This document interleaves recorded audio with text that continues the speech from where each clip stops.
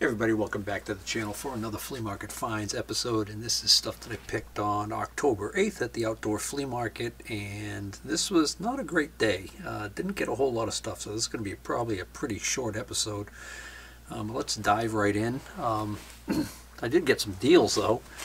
For $5 I got this pile right here, which consists of this 1/8 inch steel stamping set. This is Pittsburgh. This is cheap Harbor Freight, but it's complete and it's actually in good shape. Looks like they've never been used actually. And then I also got this plumb bob. I'm kind of getting away from buying these. I've gotten to the point now where I'm not getting that much for them, so I can't pay that much for them. But this one just caught my eye. It was an interesting looking one. I don't think I saw a name on this one, but anyways, plumb bob. And not one but two of these clamps for indicators. So these would be like in the Starrett the 196 sets, I think, that you would have these clamps, and then there'd be a rod that could screw in here that the indicator could mount to, or you could screw it this way, and it's got the V groove there, kind of like to clamp it on a lathe bed. But anyways, it was unusual that this person had no machinist tools but had these two clamps. So I got these two clamps, the plumb bob and this for $5. And then a lady must have cleaned out a house, and she had a whole bunch of boxes of stuff, and I just picked through the boxes and picked out these 3 items and asked how much for these 3 items, and she said $10. So for $10 I got this pistol grip. So I'm gathering this would be a replacement grip for, this says on the bottom, it says it's a presentation grip by Pockmeyer. So I don't know what that means. So I guess maybe it's an aftermarket one. Hohner Blues Band harmonica. And this set of RCBS branded 9mm Luger reloading dies, and it appears to be a complete set. Oh geez, I don't even know if I noticed that. There's live ammunition in here. No, that's interesting. The primer's been hit with a firing pin on that one, not that one. Oh.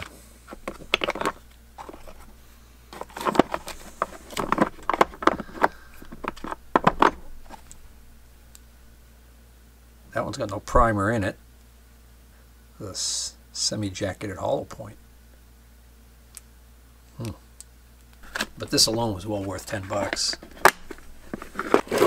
And then I got this Deming drill set for $5. It appears to be maybe missing, looks like we're missing 3 sizes.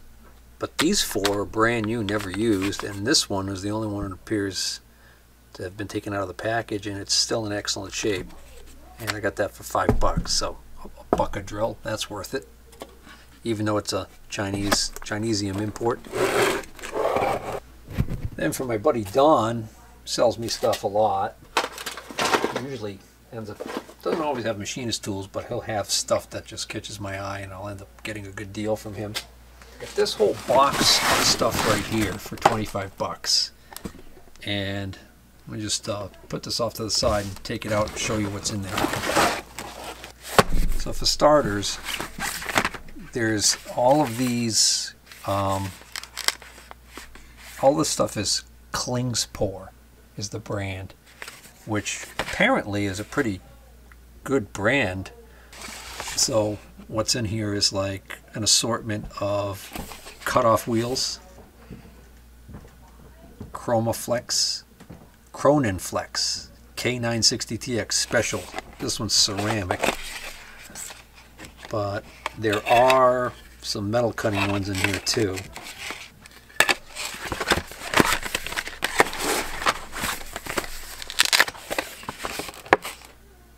General cutting of all steels.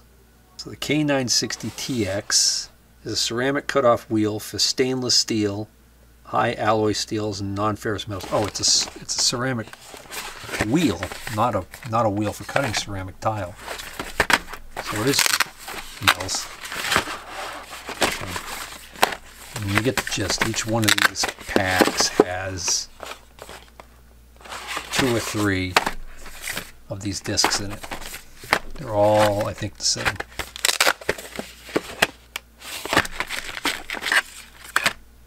So I don't know if this was like a salesman sample that they gave out or what the deal was, because like one of each, I guess originally there would have been one of each kind, so there should have been 4 discs in each one. Oh, there's one there, 2, 3, so this is a full one.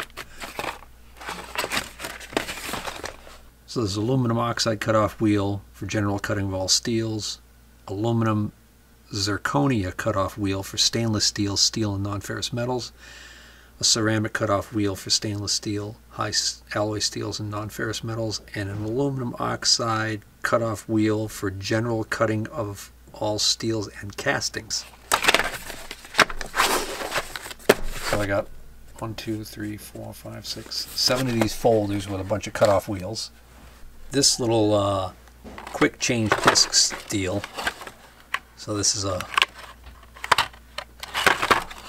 I forgot what you call that locking system, but it's kind of like that. So it's got the little holder and then a couple of discs, and then if I like them I'll have to buy more discs. Quick change discs sample inside. Alright, so this is a 5-inch Dynabrade sanding discs. So what's in here is the backing pad to go on your grinder, and then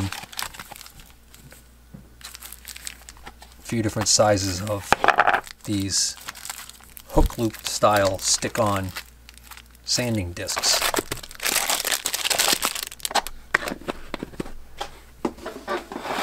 I guess I got 2 of those. No, this is like a flap disc.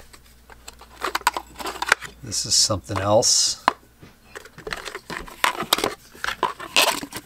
There's another flap disc. This box with 4 grinding wheels. This box, which is full of really coarse abrasive sanding discs. That must be to stick on that backing pad on the other deal. And then this box of more. Those are funky looking. So these must mount differently because they got these holes in the middle. Huh.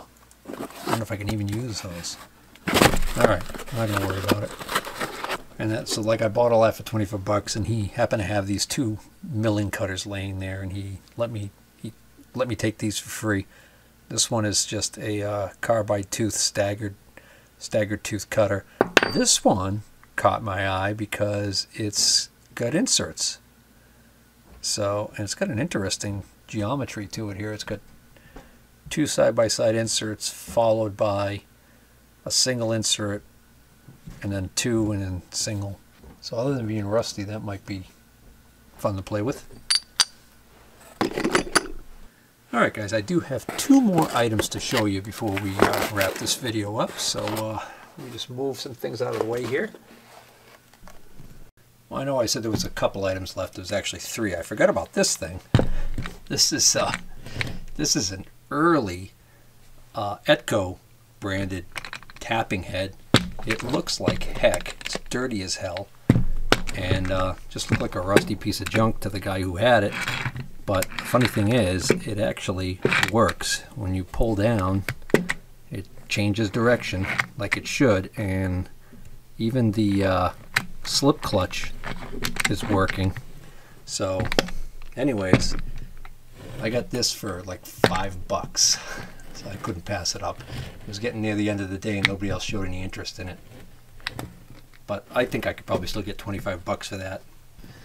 So my weakness for these machinery style lamps continues. Most guys are asking too much money for these, but this one caught my eye because it's got the full arm on it, doesn't appear to be missing any parts, and I ended up getting this lamp with the next item for 10 bucks for the two.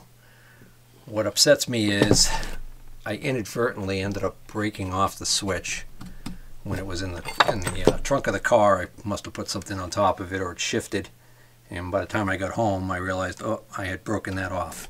So other than that, this was a good working lamp, kind of a neat old style one. It's got some paint flaking off here. I'm wondering if there was too large of a bulb in here at one point that overheated that, or actually, now that I look at it, it's kind of a stain. I wonder if this was sitting in water, partially submerged. But anyways, that's not too bad. And this little gem right here is the other item I got for 10 bucks. I just thought it was neat looking. It appears to be a small air pump. The motor looks to be pretty early. So the motor is by the Redmond company of Wausau, Michigan. And it does say cycles 60 instead of hertz, so that's kind of like an older way of saying the frequency, the line frequency. It's 115 volt, 1550 RPM, the model 3347. Not sure if this is the original motor to this, because the job they did of kind of mounting this thing is kind of shoddy, but maybe it is. I'd love to show you this thing running, but definitely this was an as-is purchase. I've put some penetrating oil on this piston. I could see the corrosion at the top here, and it looks it's really seized in there. Matter of fact, when I go to turn the wheel's actually spinning on the shaft, so this must not be keyed. It must just rely on friction in this screw right here. I don't see any maker's names on this. It's got interesting castings here for the arms. It's got, on each side, it's got a little valve by the looks of it on the back here, maybe? Or is that an intake? No, that's probably just the air intake. Huh. So I don't know. Maybe we'll play around with that some other time. Alright, so that's going to bring this episode of Flea Market Finds to a conclusion. If you guys enjoy these kind of pick videos, please hit the like button. Consider sharing the video, and if you're not already a subscriber, consider subscribing. Take care.